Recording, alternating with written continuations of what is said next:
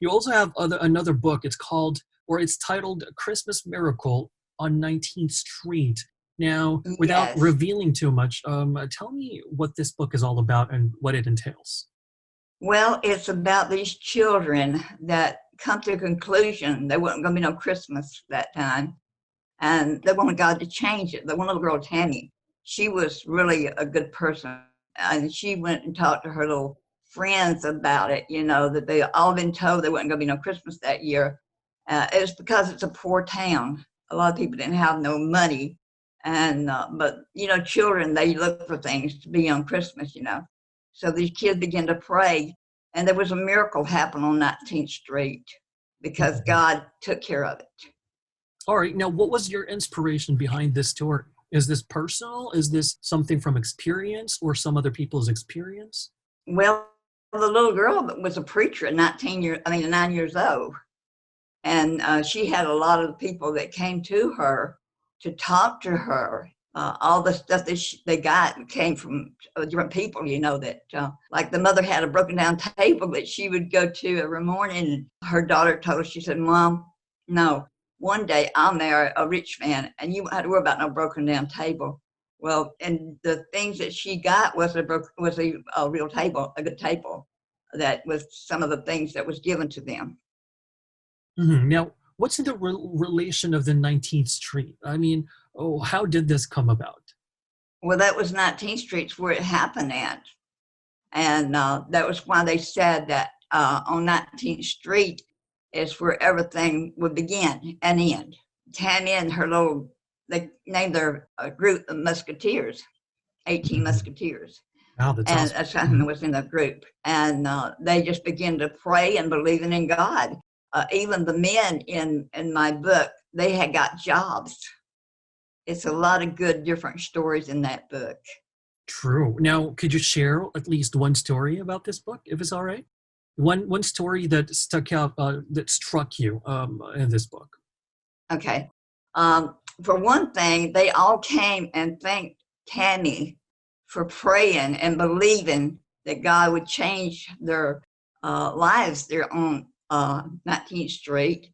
And they even said that they had reservation about it, that they didn't believe her.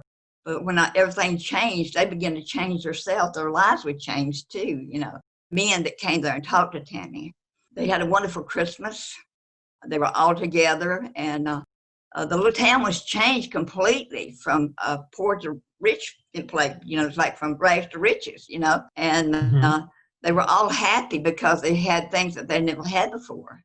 So, and they would give away cars and stuff like that in this too. And Tammy had her own little church. She also got a birthday present, which was involved into the of what she did as a Yeah. preacher. She got her own little certificate being a 9-year-old preacher, and they were like different uh, people that came to see Tammy.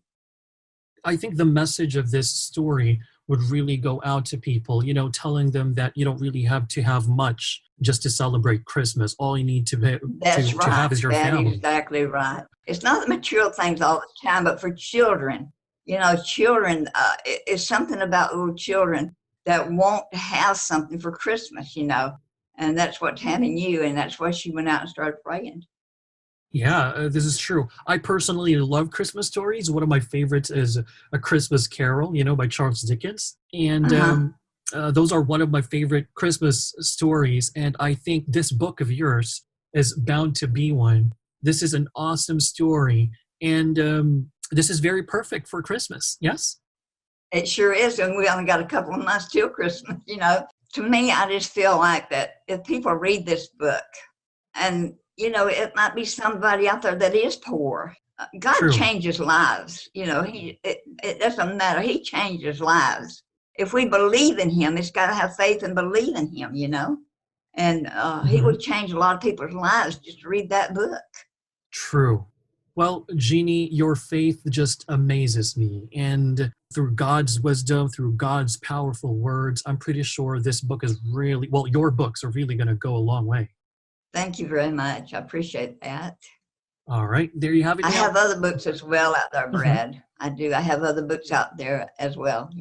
Yeah, sure. If you want to mention your books, that would be fine. Which books could people Yeah, have a look at? I've got lots of books. You know about that. Silent Cry for My Children is one of my books that I'm getting a Mhm. lot of people thinking about that. The Silent Cry for My Children is, there's so many kids going missing and stuff like that.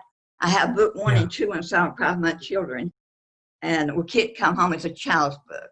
It's so cute. All right. And Colors of the Web is another one. These two girls, they were like African American, and a white girl that were raised up together, but they never understood why they could not play together, because there were different colors. You know what I'm talking about. And that's what my book of Colors of the Web is. And they were very close to each other. Like Hmm. they wanted to be as sisters in kind of way. They shared everything together, but they couldn't understand why people did not want them to play together. They did not discriminate or anything like that Yes. on that book. And All then right. God was my leader from birth. That's my story. God was my leader from birth.